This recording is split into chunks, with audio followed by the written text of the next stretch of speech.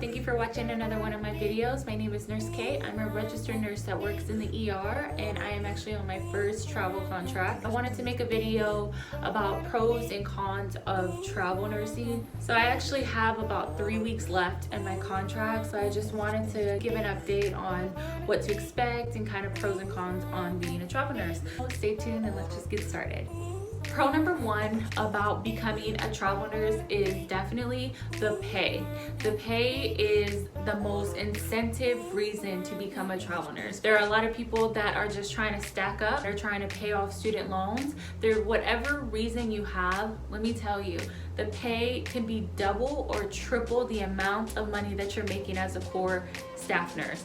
Not only that, but the icing on the cake is that you get paid weekly.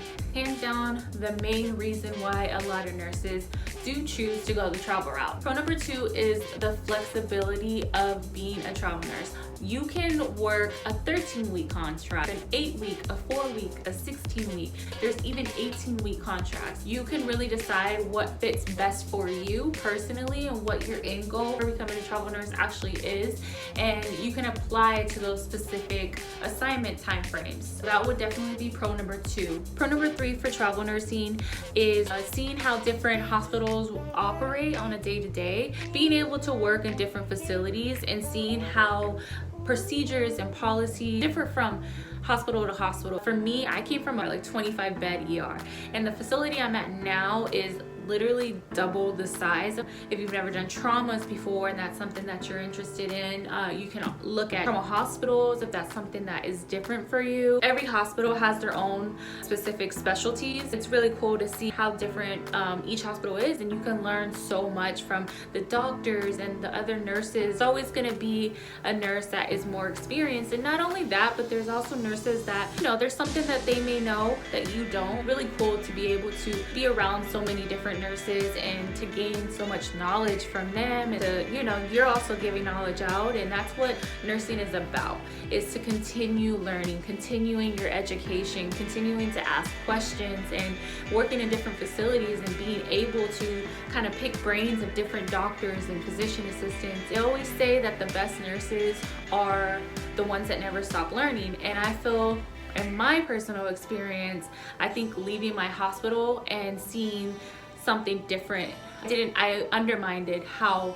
much I would learn, because I loved my home hospital. I didn't leave because I didn't want to stay there. I left because I wanted to make a little bit more money, and I wanted to gain a lot more experience as a trauma nurse and an ER critical nurse. So pro number three, being able to advance your education by working in different facilities and seeing different things and different policies. So pro number four is being able to go to different states, seeing different cities, kind of being able to check that off your bucket list. If that's something that you've always wanted to do, is travel and see the country, all the cool things you've seen on TV. Like for me, I haven't lived anywhere outside of Texas. I'm from Texas originally. I'm currently in Florida. It's something completely different than what I'm used to, and it's really cool to just see a different part of the country, and not just see it, but actually live in it for a sustainable amount of time to actually catch the gist of how they really operate here. I think that's something that a lot of nurses can actually gain, and maybe find out where you want to call your forever home. So pro number four will definitely be being able to see the country. Pro five for becoming a travel nurse, so kind of ties with the flexibility a little bit, but if you don't want to leave the state, you're like, I don't really care, I don't want to see the country, I'm fine where I'm at, I just need to make that money. I get it. Local traveling is something that a lot of nurses do. The facility I'm at now, majority of the travel nurses I've met are all actually from Florida. So if you have children, if you have a house, or you can't really just get up and leave the state, you need to come home every week, you're getting the same amount of pay.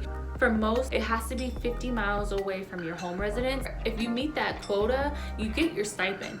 And the stipend is actually what is the bread and butter of being a travel nurse, because it's not taxed. You get the amount you get paid that's a part of your contract, and part of that is actually stipend for meals and incidentals and for lodging. That portion is actually decided by the state. You can go onto a website, it's called gsa.gov, and look state by state to make sure that you are getting your correct amount of lodging per week and your amount of meals and incidentals. So you can look on there and just make sure that you're making what the government decides lodging should be. Pro number 5 is local traveling. Or check with your travel agency or the recruiter you're talking to make sure that you qualify so you can get that stipend, because the stipend is where you make all of your money.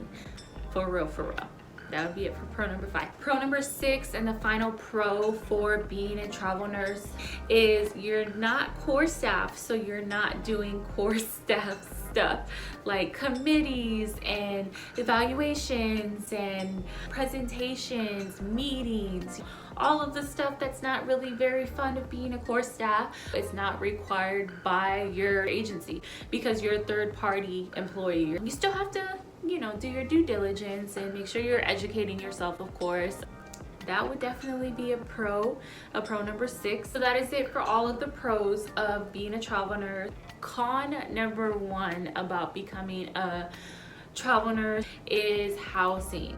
Housing is very difficult because majority of the time you sign a contract about 2 to 3 weeks out from the start date. They give you that stipend that I spoke about earlier. Whatever amount they give you, that's what you are to use for rent. And if your rent is too high and it's obviously higher than the lodging amount that they gave you, that means that you are gonna start losing a little bit more money. You can do furnished finders, Verbo, Airbnb. If you know somebody in that area, you have family in that area, that's the best way to do it. Those are the travel nurses that are winning the most because they're pocketing that entire stipend. They're not using any of it on rent, or you know, you would be paying less if you're living with family. I'm actually in a furnished finder. I've had a great experience with the landlord and everything's been fine for me. I tried to rent this place out initially and I was told that it was booked by the landlord. Last minute, I guess somebody canceled. So I got the call.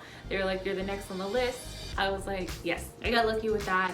But that is definitely the hardest part about travel nursing for sure. And I'm sure a lot of other travel nurses can attest to that. Con number 2 is the competition. It is a lot higher competition, especially for the higher paying travel contracts. They go so fast. Most hospitals typically want American Heart Association, BLS, ACLS, and PALS.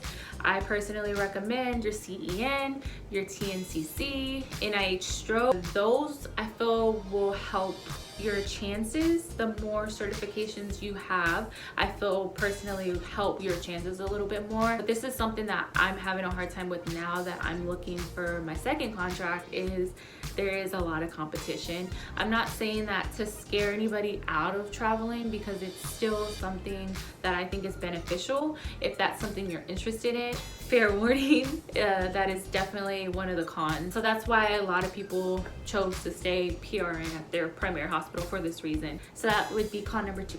Con number 3 about becoming a travel nurse is you don't really have a long orientation. Orientation typically is 1 to 2 days. Sometimes if they're nice, they'll give you 3 days. So if you're familiar with the charting system, I feel that it helps. If you're not very familiar with it, I think it hinders you a little bit because you get such a short orientation. However, the upside about it is you want to get as much experience with different charting systems as you can. So it may hurt you in the beginning, but in the end, it's gonna benefit you. Always gonna be people around to help you. There's other nurses, there's charge nurses. Travelers really look out for each other is what I've noticed. It's intimidating, it's nerve-wracking, but it is definitely manageable, and each week you get more and more confident. Con number 4, it is being able to leave and be ready or start a contract within 2 weeks or in a shorter time frame. That's something that is a little nerve-wracking. You want to get your ducks in a row, especially if you want to do like a crisis contract, because they typically pay the most,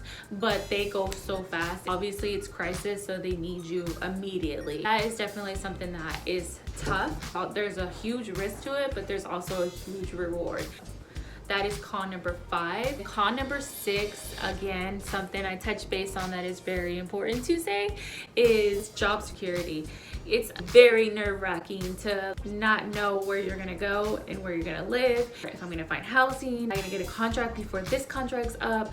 That kind of like is super nerve-wracking, I'm not gonna lie. And if you're having a hard time finding another contract, another option is extending. At the hospital you're at, you can talk to your recruiter, you can talk to management. If you're in good standing, most of the time they're gonna say yes. Or maybe you just love it so much and you're not ready to go and you want to extend anyway, so that's always an option. That's definitely a con number 6.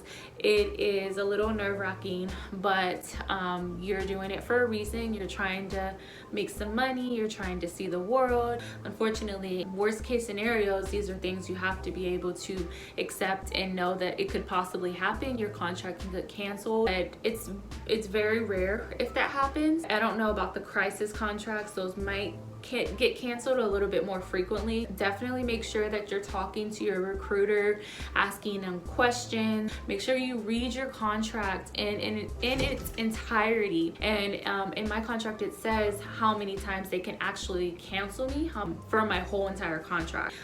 You don't get sent home early typically as a travel nurse. Don't be scared to talk to different recruiters. Just stay very organized. Make sure you have all of your certifications and everything kind of ready to go. There's so many different aspects of being a travel nurse, and I just shared my pros and cons of what I've seen so far. I will definitely keep you guys updated. If you have any questions, if you're thinking about traveling, if you're thinking it's too late, it's not too late, because even if the rates are going down, you're still making more money than what you would be making as a staff nurse. And once it's flu season again, I feel like the contracts are going to start to kind of go up a little bit as well. If it's something that you really want to do and you're really interested in doing that, I would go for it. Always go for what you want to do. So that's it. That's all I got for you guys. Please comment down below. Let me know what you guys think. If you are traveling, what's your experience is like. And stay tuned. Don't forget to subscribe. Bye.